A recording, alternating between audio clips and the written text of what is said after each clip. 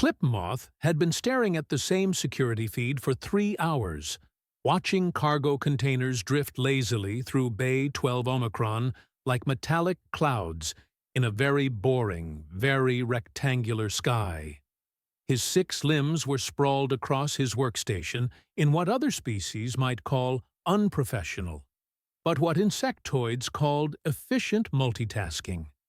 2 limbs operated the monitors, 2 held his beverage tubes, and 2 were filing incident reports from last week when someone had accidentally vented atmosphere into a storage closet. No injuries, just a lot of very cold mops. The Proxima trading station was, on most days, exactly as exciting as watching paint dry in zero gravity, which is to say, the paint just floated there, and you questioned your life choices. Clipmoth's compound eyes were beginning to glaze over when every single alarm in his console decided to have a synchronized panic attack. Red lights flooded the security center. Klaxons wailed like dying space whales. His beverage tubes went flying, and that was a tragedy because one of them had been imported Krullian spice blend, which cost him half a week's salary. "Proximity alert! Bay 12 Omicron!" The computer shrieked with the enthusiasm of someone who'd been waiting months for something interesting to happen. "Rapid ground movement detected, collision protocols initiated, possible hull breach, possible predator escape, possible you could shut up and show me the feed." Clipmoth jabbed 3 limbs at different controls, pulling up the live camera angles. Bay 12 Omicron filled his screens. Cargo containers, each the size of a small house, were moving along their automated tracks as they always did, guided by magnetic loaders that shuffled goods from one end of the massive hangar to the other. Standard operation. Nothing unusual. Except, Clipmoth's antennae stood straight up. On top of one of the moving containers, actively surfing on its smooth metallic surface as it glided at roughly 20 kilometers per hour, was a small human child. The kid was standing, arms out for balance, grinning like someone had just told him he'd won the galactic lottery. "Oh, stars and voids," Clipmoth whispered. Then a second container slid into view. Another human child, this one smaller, crouched low with hands gripping the edges, riding it like some kind of primitive land vessel. And then, because apparently the universe had decided Clipmoth's beverage loss wasn't punishment enough, a third container appeared with a third tiny human doing what could only be described as tricks. The child jumped, tucked, and landed back on the moving surface with the confidence of someone who'd done this 100 times. Clipmoth slammed his primary limb on the emergency comm. "Commander Uxpool, we have a situation in Bay 12 Omicron." The response came immediately, spoken in the clipped, perpetually irritated tone of someone who'd spent 30 years in station management and regretted every single one of them. "Define situation, Officer Clipmoth. I'm in the middle of a supply requisition meeting with the Metharian Trade Consul, and if this is about the broken coffee machine again, human juveniles are surfing on the cargo containers." Silence. Beautiful, blessed silence. Then, "They're doing what?" "Surfing, sir. Riding. On top of moving cargo crates. In an active loading bay. There are 3 of them." More silence, but this time Clipmoth could actually hear Uxpool's breathing grow rapid through the comm, a distinctly unhealthy sound for a Metharian, whose respiratory system was supposed to maintain calm, measured cycles at all times. "Secure the bay," Uxpool finally hissed. "I'm sending a security team, and someone find me, whoever is responsible for those cubs." Clipmoth had never heard the commander use the human term for their offspring before. Uxpool usually preferred clinical terms like juvenile organisms or small, unpredictable liabilities. This was bad, 6 security officers arrived at Bay 12 Omicron within 4 minutes, weapons drawn, scanning for threats with the intensity of trained professionals who'd watched far too many training videos about hull breaches and escaped xenofauna. What they found was considerably less threatening and infinitely more baffling. Tommy, age 11 and entirely too clever for everyone's good, had just executed what he privately called the canyon jump, leaping from one moving container to another as they passed within 2 meters of each other. He landed with a whoop of victory, arms raised like a champion. Lily, age 9 and the brains of the operation, was riding a container moving in the opposite direction. She had a small data pad strapped to her wrist and was taking notes, occasionally glancing at the loader mechanisms below with the analytical focus of an engineer studying a complex machine. Which, to be fair, she was. Knox, age 8 and absolutely fearless in the way that only 8-year-olds could be, had discovered that if you ran from the back of the container to the front at just the right speed, you could make it tip slightly forward. He was testing this hypothesis with scientific rigor and delighted laughter. "Freeze!" bellowed the security team leader, a Krullian whose species was known for their warrior culture and their complete inability to understand the concept of fun. 3 human children looked up. 3 human children saw a dozen armed guards. 3 human children waved. "Hi!" Knox called out cheerfully, still in motion. "Are you here to try? It's really cool. You just have to wait for the loaders to cycle and then get down from there immediately." Tommy sighed with the exasperation of someone being asked to stop doing something awesome for no good reason. Okay, hold on. Lily, which sequence?" Lily consulted her datapad. Pattern 3. Containers will stop in 22 seconds at junction 4. Cool. Tommy sat down on his container, legs dangling over the edge like he was perched on a playground swing and not a multi-ton cargo unit moving through an industrial facility. The security team watched in stunned silence as the 3 children rode their respective containers to the designated junction, where the magnetic loaders smoothly brought them to a halt. The kids hopped down with practiced ease, landing on the deck plating without so much as a stumble. Knox was still grinning. "That was number 19. New record." "Number 19?" wheezed Uxpool, who had arrived just in time to witness the dismount. His blue-tinted skin had gone several shades paler. "You've done this 19 times?" "Oh, no," Lily corrected helpfully. "That's just today. We've been practicing for 5 weeks." If Matherians could faint, Uxpool would have hit the deck plating like a dropped wrench. Instead, he made a sound somewhere between a wheeze and a whimper, steadied himself against a cargo container, and stared at the 3 tiny humans with the expression of someone watching their entire career flash before their eyes. Tommy noticed the commander's distress and tried to be reassuring. "It's totally safe. We did all the math. Lily figured out the timing sequences, I mapped the routes, and Knox tested the grip coefficients of different boot treads." "Grip coefficients," Uxpool repeated weakly. "Yeah," Knox chimed in, lifting one foot to show the sole of his shoe. "Rubber compound works best, but you have to account for the metal temperature because it changes the friction index by—" "Enough!" Uxpool's voice cracked slightly. He pointed one trembling appendage at the children. "You 3, security office, now! Someone find their parents. And someone explain to me—" He gestured wildly at the cargo bay, the containers, the loaders, the entire situation. "How this happened under my watch?"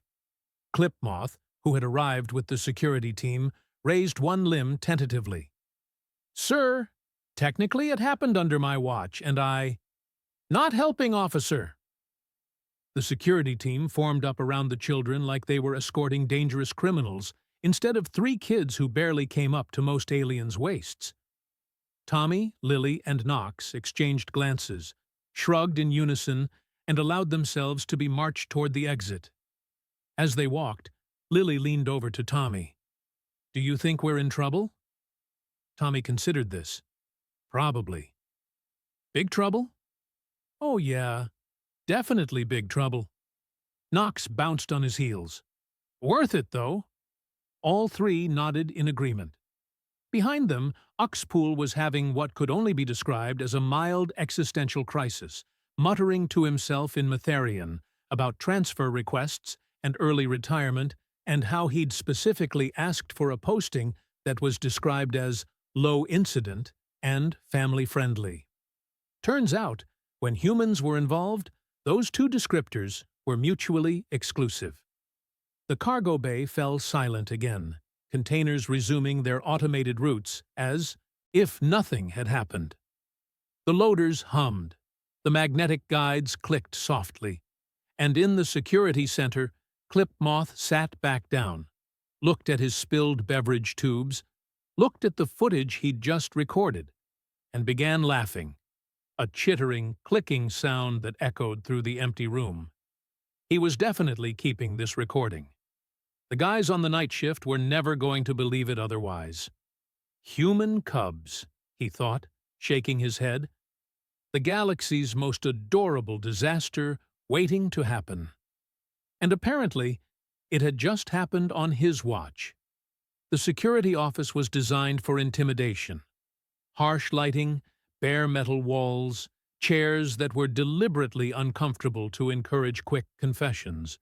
It worked beautifully on smugglers, cargo thieves, and the occasional drunk Krullian who'd started a bar fight. It did absolutely nothing to 3 human children who were currently rating the furniture.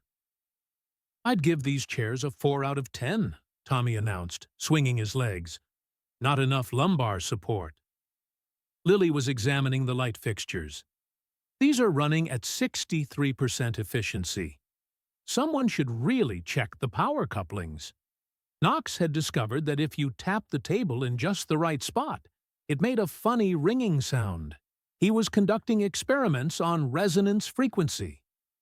Uxpool stood in the doorway, watching this scene, wondering if perhaps he'd had a psychotic break, and this was all a stress-induced hallucination. Behind him, Clipmoth was trying very hard not to laugh.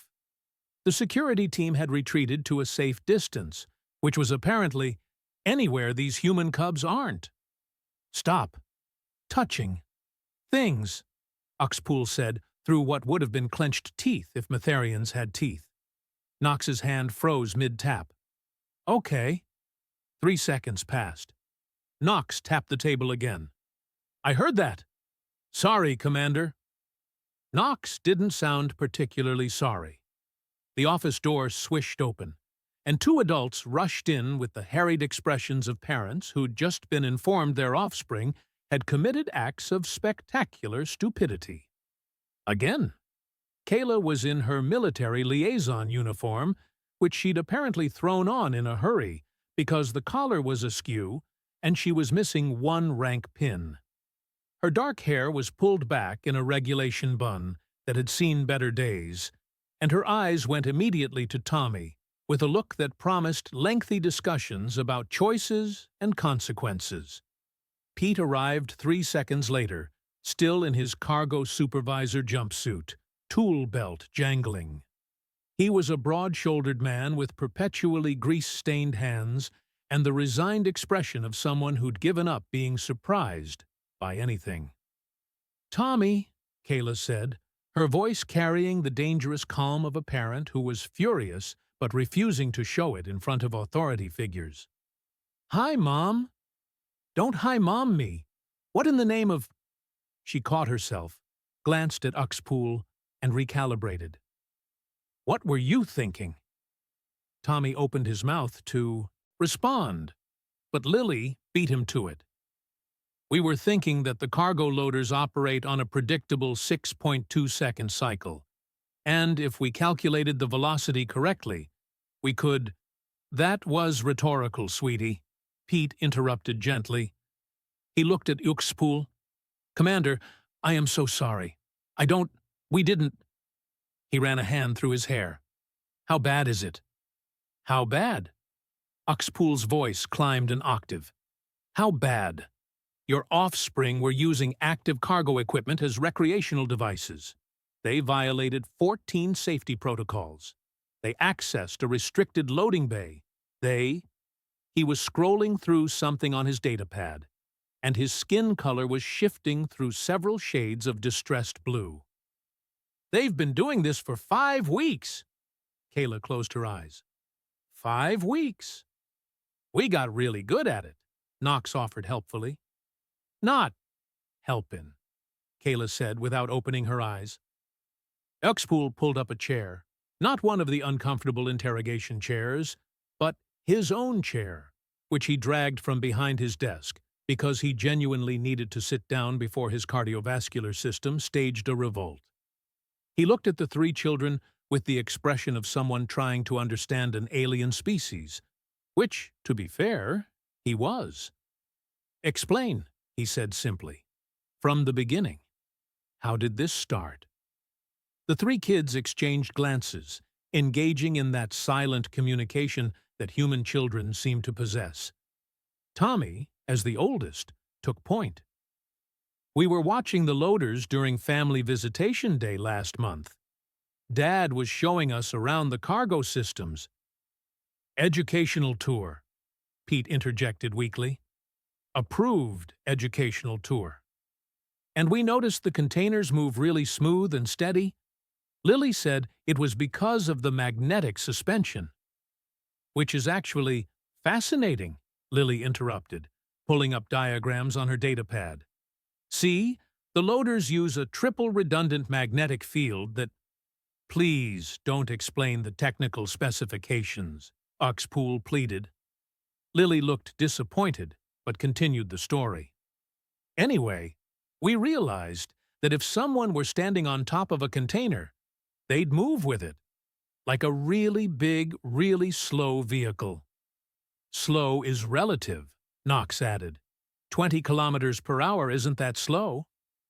"It's plenty slow when you're 8 years old standing on industrial equipment." Uxpool's composure was cracking like cheap hull plating. Kayla had her face in her hands. Pete was leaning against the wall, looking like he was calculating whether there were any available transfers to stations in other galaxies. "So we tested it," Tommy continued, as if describing a completely normal school project. "First, we just walked alongside the containers to check the timing. Then we touched them while they were moving to check stability. Then we climbed up." "Using proper climbing safety protocols," Lily interjected. "And once we were sure it was safe, we tried standing." "Safety protocols," Uxpool repeated flatly. "You established safety protocols for an activity that was completely unsafe to begin with." "Well, yeah," Tommy said, looking confused by the question. "We're not stupid." The door to the security office swished open again, and 4 more figures entered. Uxpool recognized them immediately and groaned. There was Mollix, a Krullian warrior serving as station security chief. 2.3 meters tall, covered in chitinous armor plating, with 4 eyes that could spot a threat from half a kilometer away. Next to him was Pip, a pilot-con medical officer whose species valued caution above all things and had 17 different words for avoidable risk.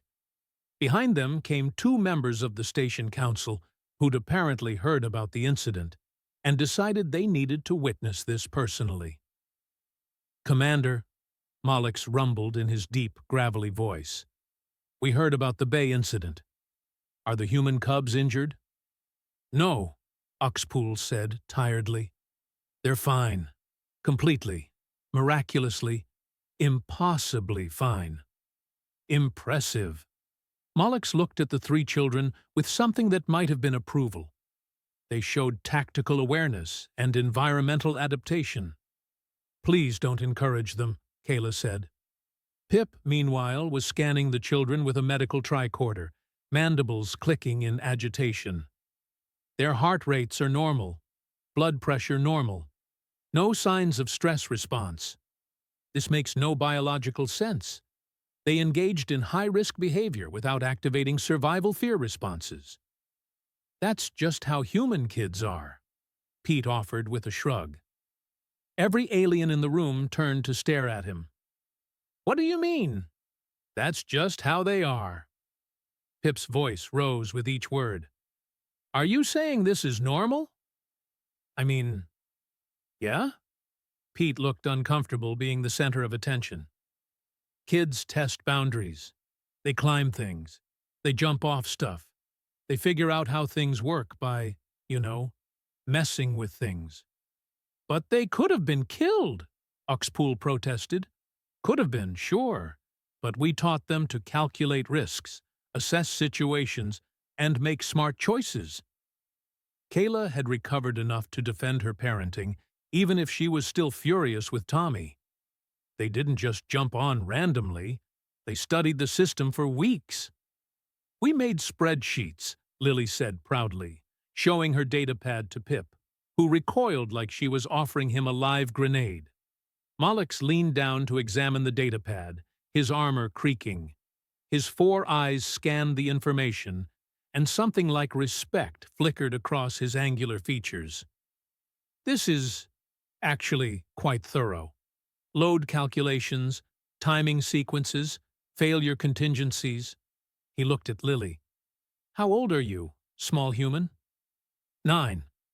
9, Mollix repeated. He straightened up and looked at his fellow council members. When I was 9 cycles old, I was still learning basic formation marching. This juvenile has calculated physics equations. This juvenile, Oxpool said pointedly, used those physics equations to endanger herself and others. Did anyone get hurt? Mollix asked.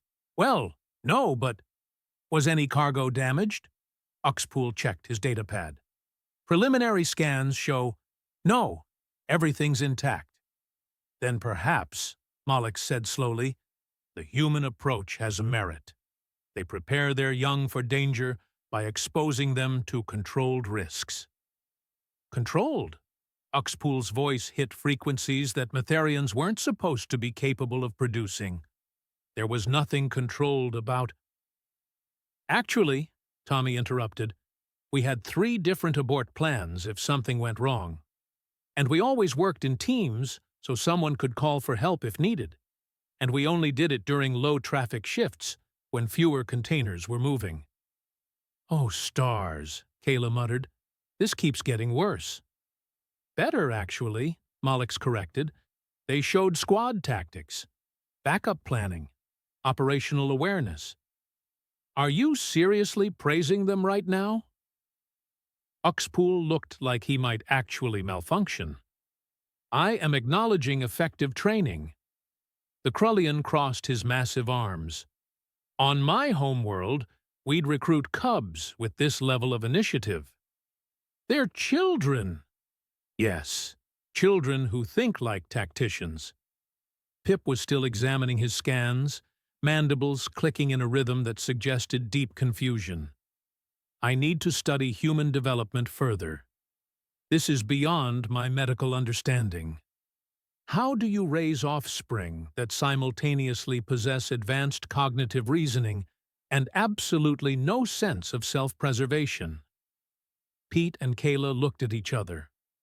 We're still figuring that out ourselves, Pete admitted. Knox raised his hand like he was in class. Can I say something? I'm afraid to hear it, Oxpool said, but go ahead. It was really fun. And we learned a lot about cargo systems and physics and timing. Isn't that what kids are supposed to do? Learn stuff? Yes, but, Pip started. And we were safe. We had plans. We were careful. Careful is not... Oxpool tried. And nobody got hurt. And nothing broke. So, are we in trouble for doing something that didn't hurt anyone? The room fell silent.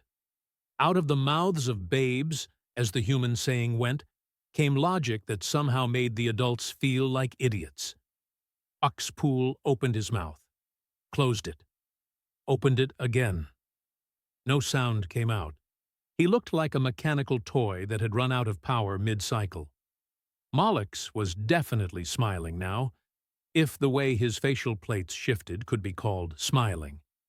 And that's when, with cosmic timing that suggested the universe had a sense of humor and a flair for drama, every alarm in the station started screaming. Again. The alarms were different this time. Not the standard proximity warnings or the minor protocol violations that happened twice a week when someone parked a shuttle in the wrong bay.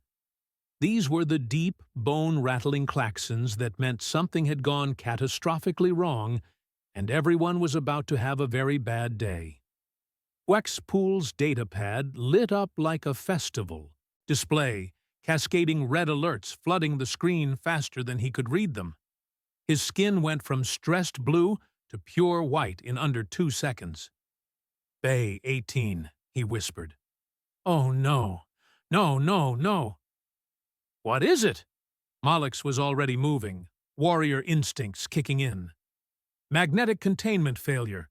Container 18 Alpha 9. Critical instability." Uxpool was scrolling frantically, his appendages shaking. "It's the Plutoxian crystal shipment."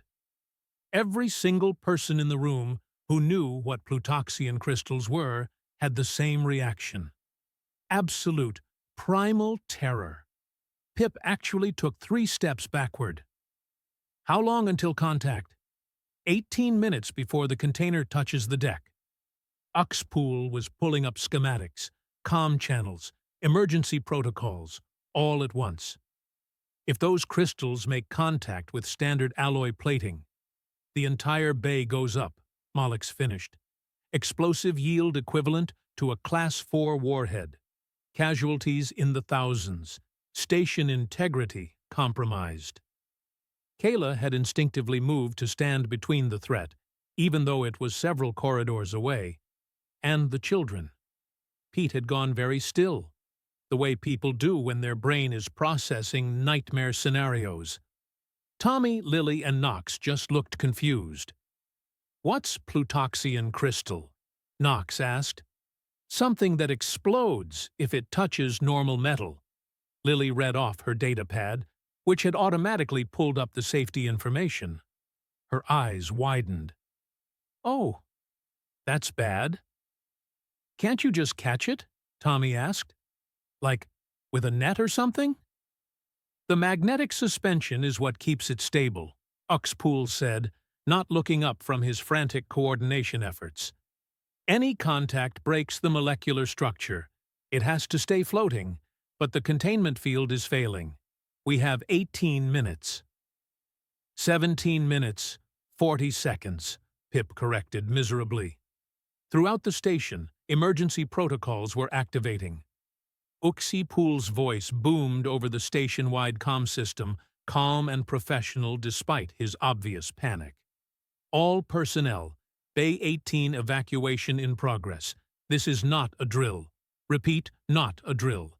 Emergency teams to stations. Civilian personnel to evacuation zones." Mollix was already coordinating security, his multiple arms working comm controls with military precision. Sealing blast doors on decks 9 through 15. Rerouting life support. Prepping emergency pods. "What about the container?" Kayla demanded. "There has to be something we can do." Uxpool pulled up a holographic display showing Bay 18.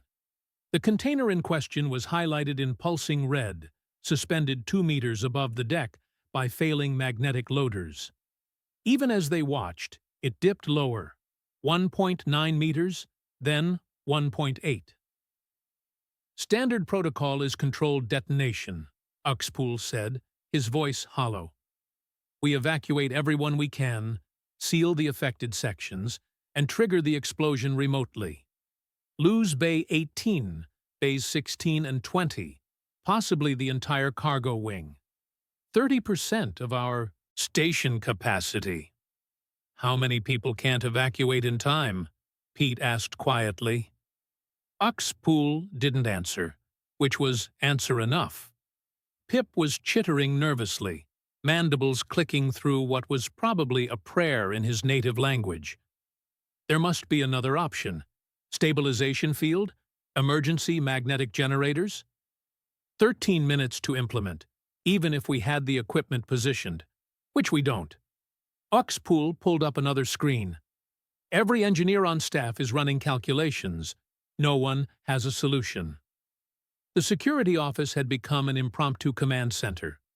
More council members were arriving, more specialists, more people with increasingly desperate suggestions that all ended with the same conclusion. Not enough time. Lily was staring at the holographic display of Bay 18, her young face scrunched up in concentration. Her fingers were flying across her datapad, pulling up schematics, loader specifications, timing sequences. Tommy noticed. Lil, you okay? The loaders, she muttered. The spacing is different in Bay 18, but the cycle time is the same. Velocity constant, distance variable. If you account for the differential. She was talking to herself now, numbers and calculations spilling out in a whisper. Knox had moved to stand next to her, looking at her screen. His eyes went wide. Oh, like what we did, but bigger.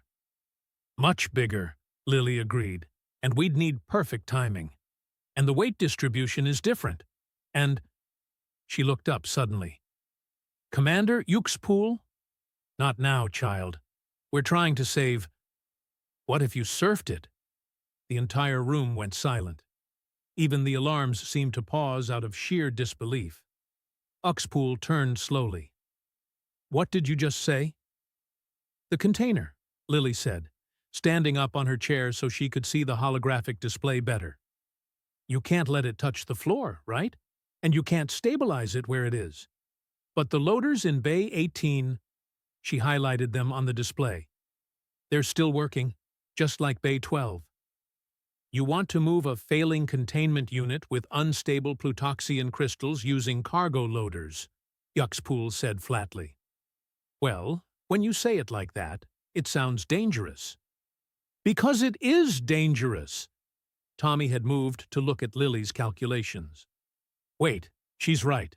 Look, if you sequence the loaders to activate in pattern, you could slide the container across the bay without it touching down, like we did.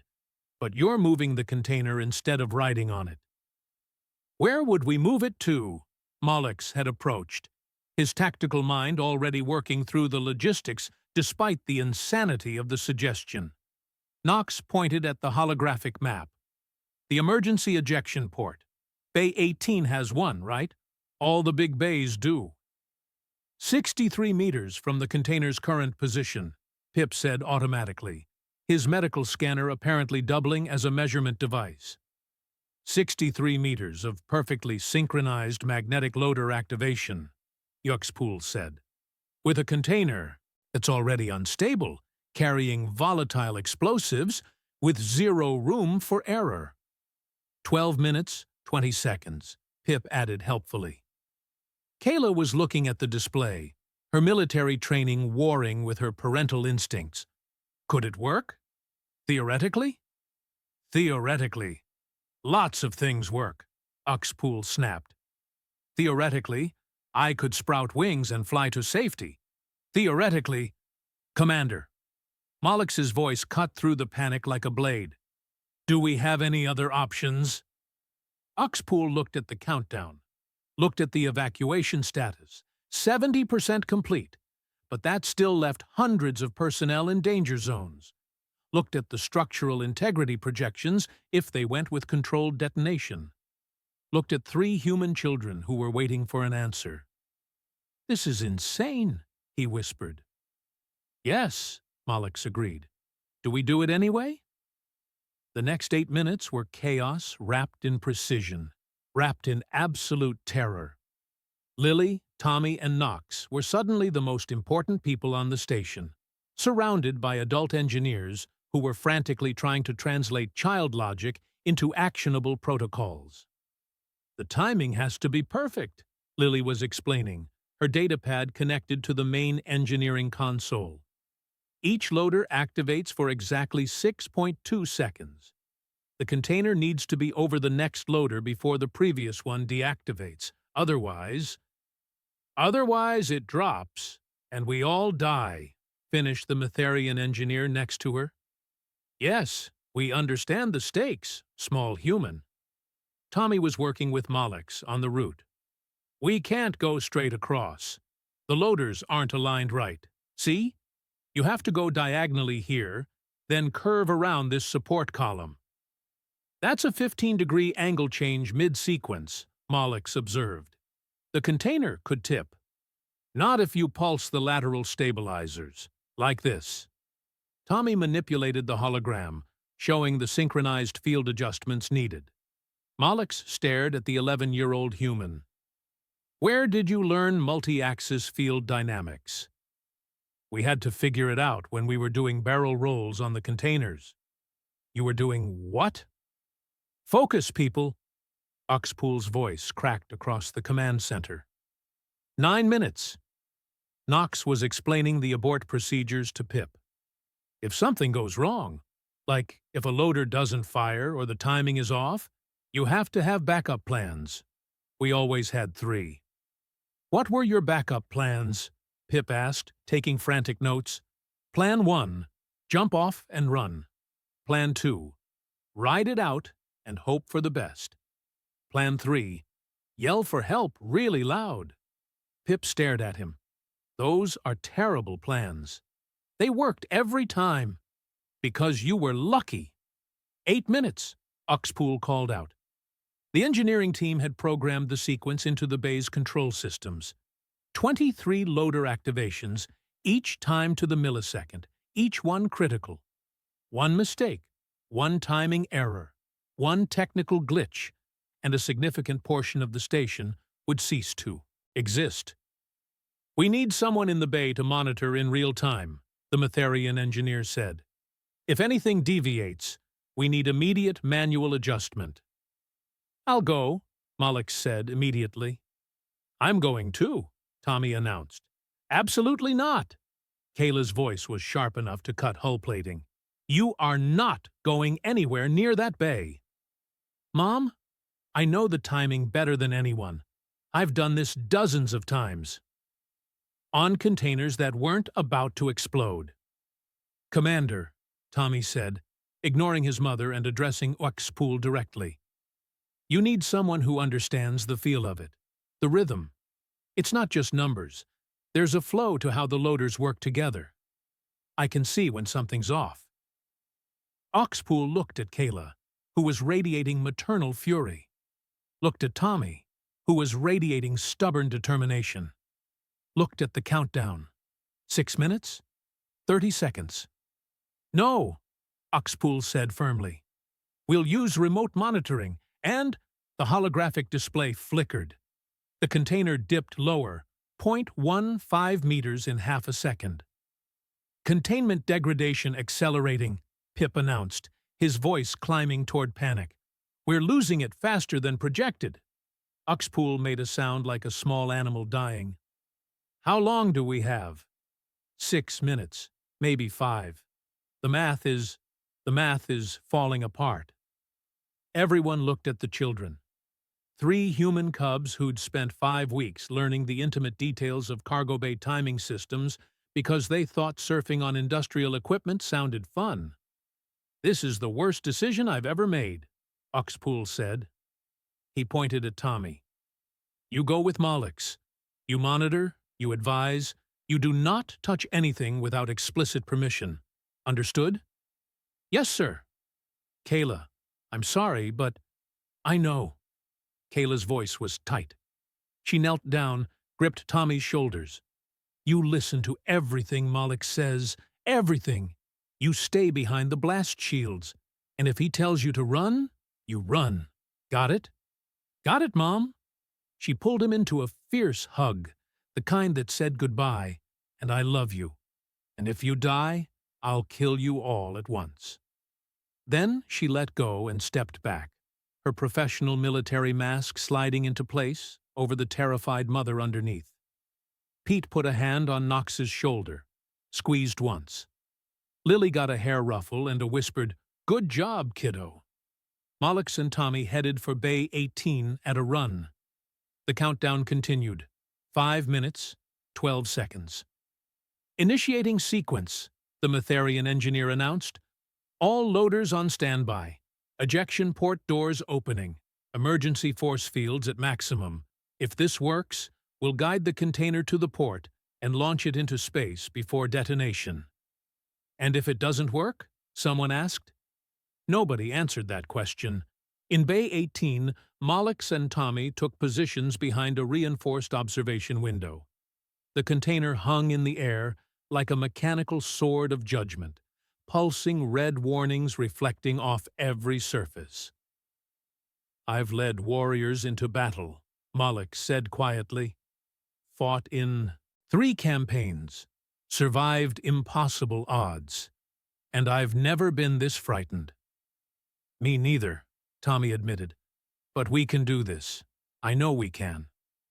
"How are you certain?"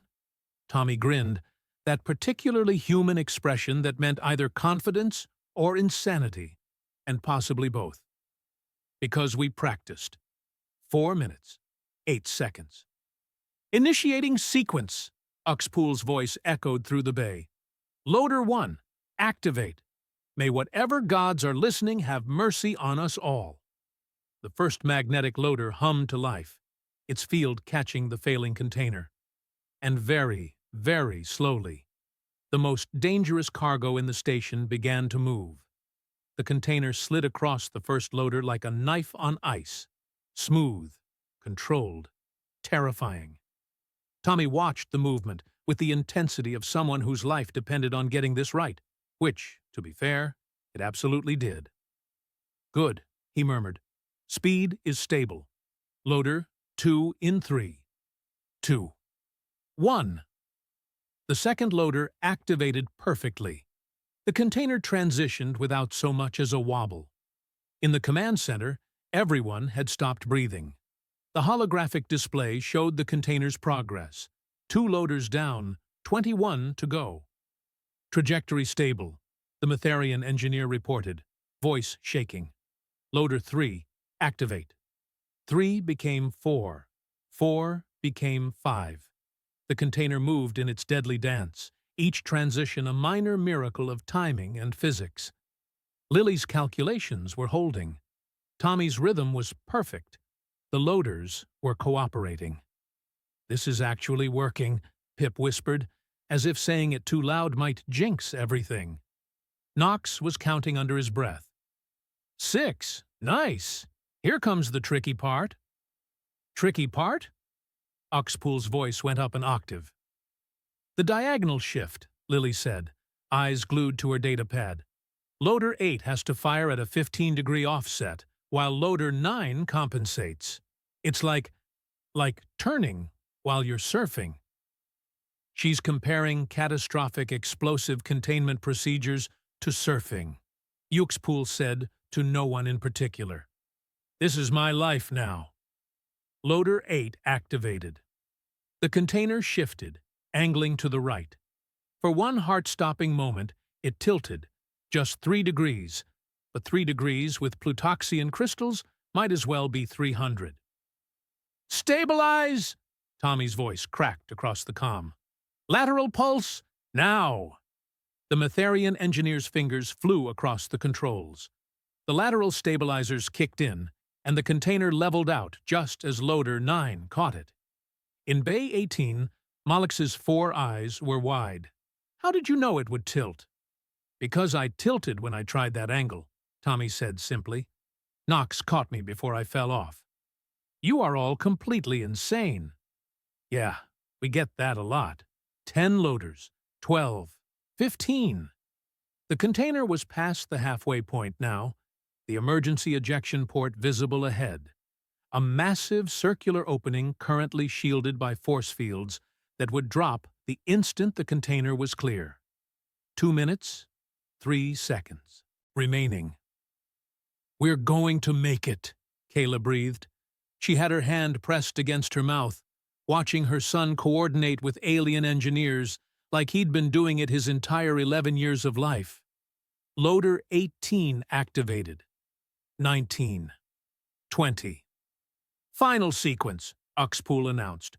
3 more transitions, then ejection.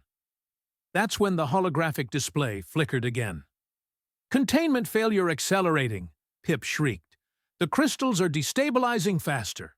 We have 90 seconds, maybe less." "We're not going to make it," the Metherian engineer said flatly.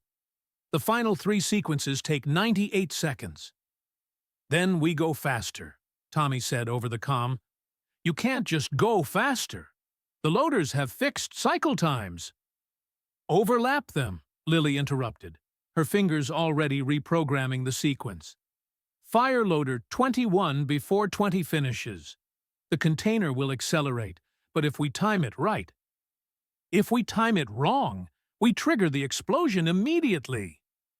"Good thing we're good at timing, then," Knox chimed in. Uxpool looked at the 3 human children who'd somehow become the station's last hope. Looked at Kayla and Pete, who were terrified but trusting. Looked at the countdown that had just become meaningless because the crystals weren't following anyone's schedule anymore. "Do it," he said. Lily transmitted the new sequence. "Loader 21 activating. Now!" The container lurched forward, suddenly moving 50% faster than before. Loader 22 fired early, catching it and accelerating it further. The whole thing was snowballing now, a carefully controlled catastrophe racing toward the finish line. 60 seconds, Pip counted down. 59, 58. Mollix grabbed Tommy and pulled him behind the thickest blast shield. "If this doesn't work, it'll work," Tommy said, with the absolute certainty of youth. "It has to." Loader 23, the final one, activated. The container shot forward like it had been fired from a cannon, momentum carrying it across the last 8 meters toward the ejection port. 30 seconds! The container crossed the threshold. Alarms wailed as the force fields dropped. The emergency ejection system engaged with a sound like thunder. 15 seconds! The container was launched into space with enough velocity to clear the station's immediate range. It tumbled through the void, spinning lazily against the backdrop of stars. 10, 9, 8! "Blast shields!" Uxpool roared. 3, 2. The Plutoxian crystals made contact with the container's internal structure, the inevitable conclusion of a failing magnetic field. The explosion lit up space like a newborn star. The shockwave rattled the station, sent klaxons wailing, made the deck plates shudder. But the station held. The bays held. The people inside were rattled, frightened, but alive. All of them. Alive. The command center erupted in cheers. Metherians, Krullians, Pilotcon, humans, all united in the universal language of "Holy stars, we're not dead." Uxpool collapsed into his chair, his skin cycling through colors that probably didn't have names. Pip was making a sound somewhere between laughing and crying. The Metherian engineer had his face in his hands. In Bay 18, Mollix looked down at Tommy. "That was the most terrifying thing I have ever experienced." "Yeah," Tommy agreed, grinning. "Awesome, right?" 30 minutes later, after the all-clear had been sounded and the station had confirmed structural integrity, the security office reconvened. This time, the atmosphere was decidedly different. Tommy, Lily, and Knox sat in the same uncomfortable chairs, but now they were surrounded by station officials who kept looking at them like they were some kind of alien species themselves, which, to be fair, from their perspective, they were. Uxpool stood before them, datapad in hand. His skin had finally returned to something approaching normal coloration. "So," he said, Let me see if I understand this correctly. You three committed multiple safety violations, accessed restricted areas without authorization, and engaged in reckless behavior that should have resulted in serious injury. The children nodded solemnly. And then, Uxpool continued, you used the knowledge gained from that reckless behavior to save this station and everyone on it. More nods. Uxpool looked at his datapad, then at the children, then at the datapad again. I'm going to file this under situations I was not trained for and move on with my life. The violations are, let's say, they're dismissed due to exceptional circumstances. Does this mean we're not in trouble? Knox asked hopefully. Oh, you're absolutely still in trouble, Kayla said firmly. You're grounded for a month. No cargo bays, no loaders, no unauthorized adventures of any kind. But 2 months if you argue. Tommy wisely shut his mouth. Mollix stepped forward, his massive form somehow gentle as he addressed the children. On behalf of station security and, frankly, everyone who lives here, thank you. You showed courage, intelligence, and teamwork. These are the marks of true warriors. We still can't train them, Kayla said preemptively. Worth asking. Pip approached more cautiously, mandibles clicking thoughtfully. I'm submitting a research proposal on human juvenile development. This is fascinating and terrifying in equal measure. Pete just smiled, tired and proud. That's humanity for you. Uxpool made a final note on his datapad. You three are being given official junior consultant positions in cargo bay safety, supervised, strictly monitored, and absolutely no independent testing. You'll work with engineers to improve safety protocols based on your, let's call it, unconventional research. That sounds like a job, Tommy said suspiciously. It is a job, with responsibilities, scheduled hours, and adult supervision at all times. The three children exchanged glances. It wasn't freedom, exactly, but it beat being banned from the cargo bays entirely. We accept, Lily said formally. Good. Now get out of my office before I remember I'm supposed to be angry with you. 1 week later, Clip Moth was monitoring his security feeds, enjoying what he hoped would be a peaceful shift. The cargo bays were running smoothly. The station was quiet. Nothing was exploding. His compound eyes drifted to the recreation deck feed, where he spotted a small crowd of juveniles from various species gathered around Tommy, Lily, and Knox. The human children appeared to be demonstrating something with small wheeled boards. Skateboarding, his computer helpfully identified. Human recreational activity involving... Clip Moth watched for exactly 10 seconds as a young pilot con successfully rolled 3 meters before falling off with delighted chittering. A Krullian juvenile was waiting for their turn, warrior instincts apparently no match for the appeal of human fun. Clip Moth's primary limb hovered over the alert button. He could report this. He should report this, technically. It was his job. He looked at the scene. Kids from 6 different species, laughing, helping each other up, learning something new together. He thought about Bay 12, about Bay 18, about 3 human cubs who'd somehow made the galaxy a little smaller and a little safer all at once. Clip Moth closed the feed. Some things, he decided, didn't need to be in the official reports. Besides, his replacement beverage tubes had just arrived, and he had the next shift to look forward to. Working on a station with humans meant you never knew what would happen next. And somehow, impossibly, that had become the best part of the job.